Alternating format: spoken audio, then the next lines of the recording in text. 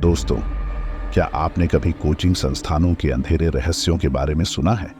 जहां छात्र सफलता की राह पर चलते हैं, वहीं कभी कभी कुछ ऐसी घटनाएं भी घट जाती हैं जिनका ताल्लुक किसी किताब से नहीं बल्कि भयानक सच्चाई से होता है। आज की कहानी है कोटा शहर की, जहां हजारों छात्र प्रतिष्ठित परीक्षाओं की तैयारी के लिए आते हैं।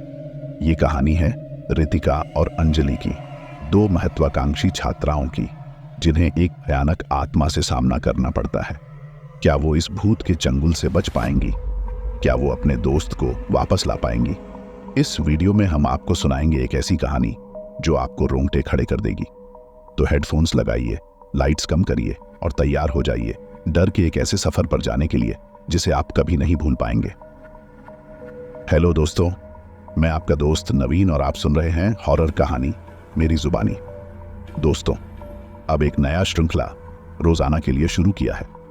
श्रृंखला यह है कि कहानी को सुनने के बाद आपको कहानी अच्छी लगे तो आप कमेंट करके यह बताना कि आप किस जगह से कहानी सुन रहे हो और आपका नाम क्या है। इसके बाद अगली वीडियो में मैं आपका नाम जरूर लूंगा। कमेंट करना ना भूलें और यूट्यूब चैनल को भी सब्सक्राइब करें। यह छोटा सा सहयोग मेरे लिए बहुत महत्वपूर्ण है। चलिए शुरू करते हैं। आज की हमारी कहानी कोटा, राजस्थान का एक व्यस्त शहर, शिक्षा का केंद्र माना जाता है। हजारों छात्र देश भर से प्रतिष्ठित इंजीनियरिंग और मेडिकल कॉलेजों में प्रवेश परीक्षाओं की तैयारी के लिए आते हैं, मगर कोचिंग संस्थानों की चकाचौंध के पीछे एक अंधेरा रहस्य छिपा हुआ था। यह कहानी रितिका और अंजलि की है, दो महत्वाकांक्षी छात्राएं जो एक प्रतिष्ठित कोचिंग संस्थान ज्ञानदीप में रहती थीं। रितिका एक मेहनती और शांत स्वभाव वाली लड़की, हमेशा परीक्षा में अव्वल आने का सपना देखती थी। अंजलि उसकी विपरीत थोड़ी उदासीन और चीजों को हल्के में लेने वाली थी। उन्हें हॉस्टल की ऊपरी मंजिल पर एक साथ एक कमरा दिया गया था। पहले कुछ हफ्ते सामान्य बीते, लेकिन कुछ ही दिनों बाद अजीब घटनाएं होने लगी। रात में चीजें इधर उधर हो जाती, किताबें गिर जाती और कभी कभी फुसफुसाहट जैसी आवाजें सुनाई देती। रितिका डर जाती, लेकिन अंजलि उसे हवा खाने के लिए कहकर टाल देती। एक रात बिजली कट गई, कमरे में अंधेरा छा गया। अचानक अलमारी जोर से खुल गई और उसमें से सफेद साड़ी पहने एक बूढ़ी महिला की धुंधली आकृति निकली। उसके बाल बिखरे हुए थे और आंखें गुस्से से जल रही थीं। वह कमरे में तैरने लगी और एक भयानक चीख निकाली जिसने रितिका को जकड़ लिया। जब बिजली वापस आई तो आकृति गायब हो चुकी थी। रितिका सहमी हुई, अंजलि को जगाने के लिए झपटी, लेकिन अंजलि का बिस्तर खाली था। घबराकर रितिका ने बाथरूम और बालकनी चेक की, लेकिन अंजलि कहीं नहीं थी। सुबह हॉस्टल में अफरा तफरी मच गई। अंजलि गायब थी। रितिका ने वार्डन को रात में देखी भयानक चीज के बारे में बताया।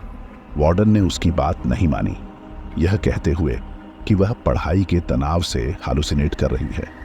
हताश होकर रितिका ने कोचिंग इंस्टीट्यूट के संस्थापक श्री वर्मा से संपर्क किया। श्री वर्मा एक दयालु व्यक्ति थे जिन्होंने छात्रों का बहुत ख्याल रखते थे। उन्होंने रितिका की बात सुनी और एक पुराने चौकीदार मोहनलाल से पूछताछ की। मोहनलाल ने बताया कि हॉस्टल की ऊपरी मंजिल पर कई साल पहले एक महिला आत्महत्या कर ली थी। वह एक गरीब मां थी जिसका बेटा प्रतियोगी परीक्षा में फेल हो गया था। उसका बेटा दुख से तिलक गया था और तब से उस महिला की आत्मा अधूरे सपनों के बोझ से तड़प रही है। यह सुनकर रितिका को ठंड लग गई। क्या अंजलि का गायब होना इस भटकती आत्मा से जुड़ा था? रितिका श्री वर्मा के ऑफिस से बाहर निकली। उसके दिमाग में सवालों का जाल था। क्या अंजलि वाकई भटकती आत्मा की वजह से गायब हुई थी? मोहनलाल की कहानी ने उसे डरा दिया था, लेकिन उसे अपनी दोस्त को वापस लाने के लिए कुछ करना था।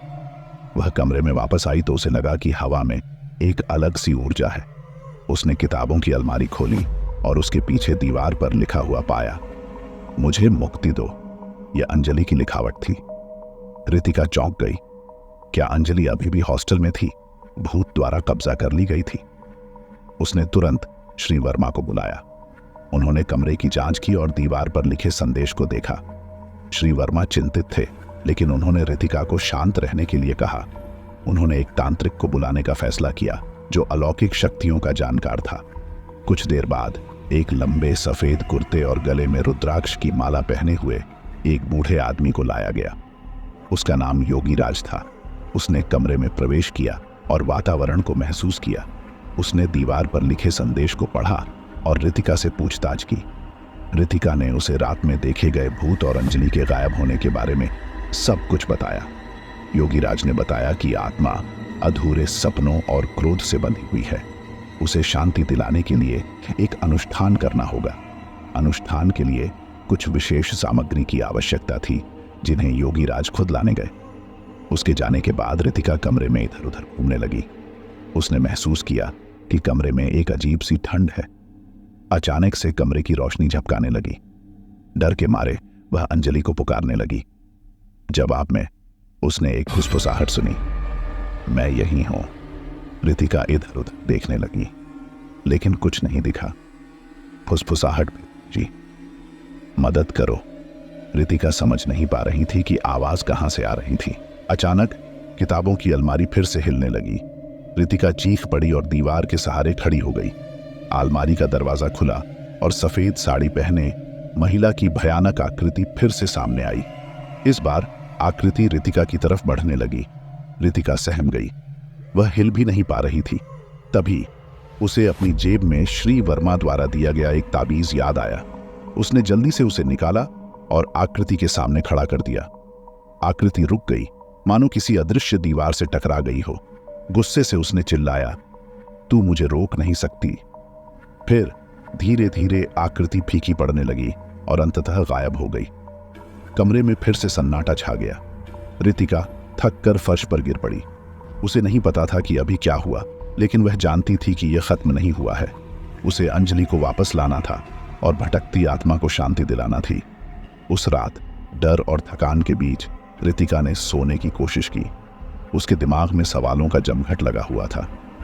क्या अंजलि की आत्मा भूत के साथ फंसी हुई थी? सूर्योदय की पहली किरणों ने कमरे में प्रवेश किया, रितिका को गहरी नींद से जगाया।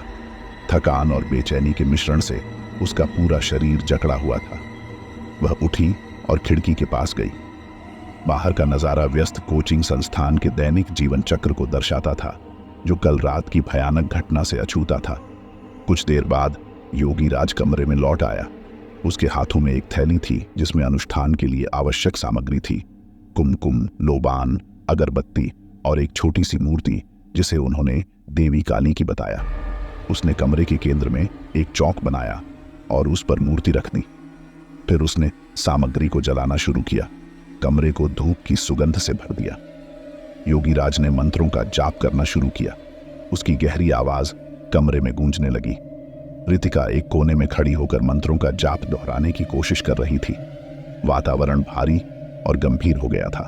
अचानक हवा तेजी से चलने लगी और कमरे का तापमान गिर गया। किताबें फिर से गिरने लगीं और अलमारी का दरवाजा जोर से पटका। रितिका डर के मारे सहम गई, लेकिन उसने खुद को संभाला और मंत्रों का जाप जारी रखा। तभी उसने कमरे के बीचों बीच एक भयानक चीख सुनी। भूत की आकृति फिर से प्रकट हुई, इस बार और भी क्रोधित दिखाई दे रही थी। आत्मा योगीराज की तरफ बढ़ी, लेकिन जैसे ही वह उसके पास पहुंची, एक अदृश्य दीवार ने उसे रोक लिया। आत्मा हवा में फंसी हुई थी, चीखती और तड़पती हुई। योगीराज ने मंत्रों का जाप और तेज कर दिया, कमरे को दिव्य ऊर्जा से भर दिया। कुछ कठिन क्षणों के बाद आत्मा धीरे धीरे शांत होने लगी।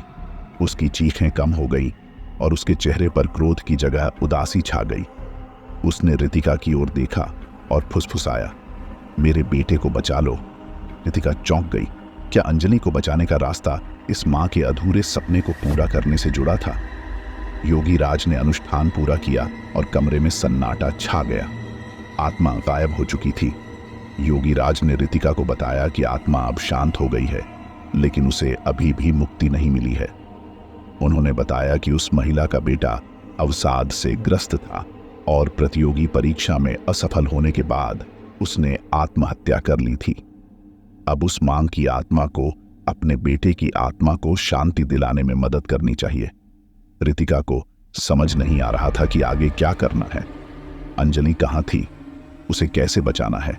योगीराज ने रात को श्मशान घाट पर एक और अनुष्ठान करने का सुझाव दिया, जहां उस महिला के बेटे का अंतिम संस्कार हुआ था। उन्होंने बताया कि वहां मां बेटे के आत्माओं का संपर्क हो सकता है और शायद अंजलि भी रिहा हो सकती है। रितिका डर रही थी, लेकिन अंजलि को बचाने के लिए वह कुछ भी करने को तैयार थी। उसने श्री वर्मा को पूरी घटना बताई और रात को श्मशान जाने की अनुमति मांगी। श्री वर्मा हालांकि हिचकिचा रहे थे, लेकिन रितिका के दृढ़ निश्चय को देखते हुए मान गए। रात का घना अंधेरा शहर को ढक चुका था।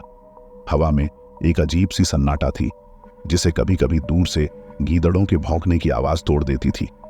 रितिका, श्री वर्मा और योगीराज सुनसान सड़कों से होते हुए श्मशान घाट की ओर चल रहे थे। रितिका के पैर डर से कांप रहे थे। हर आहट उसे चौंका देती थी। उसने कभी नहीं सोचा था कि वह खुद को ऐसी भयानक परिस्थिति में पाएगी। श्मशान घाट तक पहुंचने पर उन्होंने एक सुनसान कोने को चुना, जहां राख और जली हुई लकड़ियों के ढेर बिखरे हुए थे। हवा में जलने का एक हल्का सा गंध था। योगीराज ने अनुष्ठान की सामग्री को एक कफन के कपड़े पर रखा और मंत्रों का जाप शुरू कर दिया। जैसे ही मंत्र गूंजने लगे, वातावरण अजीब सा हो गया। हवा में एक ठंडी सिहरन दौड़ गई और आसपास की परछाइयां नाचने लगीं। रितिका श्री वर्मा के पीछे छिप गई। उसकी आंखों से आंसू छलक पड़े। अचानक हवा में एक जोर का धमाका हुआ और उनके सामने जमीन पर एक नीली रोशनी फैल गई। धीरे धीरे रोशनी से एक पारदर्शी आकृति निकली। एक युवक उदास और निराश भाव से खड़ा था। यह उस महिला का बेटा था। उसी समय रितिका ने कमरे के कोने में एक और आकृति देखी। अंजलि भयभीत और कमजोर दिख रही थी। वह एक कोने में सिकुड़ कर बैठी थी, मानो किसी अदृश्य शक्ति से बंधी हो। योगीराज ने मंत्र बदल दिए। उनका उच्चारण और तेज हो गया। उन्होंने उस महिला की आत्मा को पुकारा, जो अब शांत और शाश्वत दिखाई दे रही थी। मां की आत्मा अपने बेटे के पास गई और उसे गले लगा लिया। कमरे में एक भावुक ऊर्जा भर गई। बेटे की आकृति में उदासी कम हुई और उसकी आंखों में थोड़ी सी शांति दिखाई दी। मां ने अपने बेटे से बात की, जिसे रितिका और श्री वर्मा सुन नहीं सके, लेकिन बातचीत से ऐसा लगा मां अपने बेटे को समझा रही थी कि असफलता दुनिया का अंत नहीं है। कुछ देर बाद मां की आत्मा ने बेटे की आत्मा को अपनी ओर खींचा। वे धीरे धीरे नीली रोशनी में घुलने लगे और अंततः आकाश में विलीन हो गए। उसी क्षण अंजलि की आकृति कमरे में चेतन हो उठी। वह लड़खड़ाते हुए खड़ी हुई और रितिका की तरफ दौड़ी। दोनों एक दूसरे को गले लगाकर जोर से रोने लगे। कुछ देर बाद जब वे शांत हुए, योगीराज ने बताया कि मां की आत्मा ने अपने बेटे की आत्मा को मुक्ति दिला दी है। अब दोनों को शांति मिल गई है। रितिका राहत और खुशी से भर गई। उसने अंजलि को बचा लिया था। अंजलि ने बताया कि भूत ने उसे बंदी बना लिया था और उसे अपनी अधूरी इच्छा पूरी करने में मदद करने के लिए मजबूर कर रहा था। अनुष्ठान पूरा होने के बाद श्री वर्मा ने उन्हें वापस हॉस्टल छोड़ दिया। रात के अंधेरे और डरावने अनुभवों के बाद सूर्योदय की पहली किरणें उन्हें आशा और राहत का संदेश दे रही थीं। हालांकि यह अनुभव उन्हें हमेशा याद रहता। उन्होंने सीखा कि कभी कभी असफलता या निराशा मृत्यु का कारण नहीं बननी चाहिए। जिंदगी की जंग में हार जीत लगी रहती है। कुछ दिनों बाद चीजें सामान्य हो गईं। अंजलि परेशान करने वाली आवाजों या भयानक आकृतियों से मुक्त हो गई। हॉस्टल में फिर से शांति छा गई। हालांकि रितिका और अंजलि उस रात के अनुभव को कभी नहीं भूल पाएंगी। इसने उन्हें जिंदगी और मौत के बारे में एक नया नजरिया दिया। उन्होंने यह भी जाना कि कभी कभी आध्यात्मिक दुनिया हमारे आसपास मौजूद होती है और कभी कभी हमें उसका सामना करना पड़ता है। उस घटना के बाद रितिका और अंजलि अपनी पढ़ाई में और भी अधिक जुट गईं। वे जानती थीं कि सफलता पाने के लिए कड़ी मेहनत और दृढ़ संकल्प जरूरी है, लेकिन उन्होंने यह भी समझ लिया कि असफलता दुनिया का अंत नहीं है। उन्होंने अपने कोचिंग संस्थान में एक छात्र सहायता समूह भी शुरू किया, जहां वे अन्य छात्रों को परीक्षा के दबाव से निपटने और मानसिक स्वास्थ्य का ख्याल रखने में मदद करती थी। कुछ महीने बाद परीक्षा के परिणाम आए। रितिका और अंजलि दोनों ने अच्छा स्कोर किया, लेकिन वे टॉप रैंक हासिल करने में असफल रही। हालांकि उन्हें इस बात का कोई मलाल नहीं था। उन्हें पता था कि उन्होंने अपनी पूरी कोशिश की है और असफलता उन्हें निराश नहीं कर सकती। वे जानती थीं कि जिंदगी की जंग में हार जीत लगी रहती है, लेकिन लड़ाई जारी रखनी चाहिए। उन्होंने अपनी चुनी हुई धाराओं में दाखिला लिया और आगे की पढ़ाई के लिए निकल पड़ी। उनके दिलों में उस भयानक रात की यादें दबी हुई थीं, लेकिन उनके साथ सीखे गए सबक भी थे।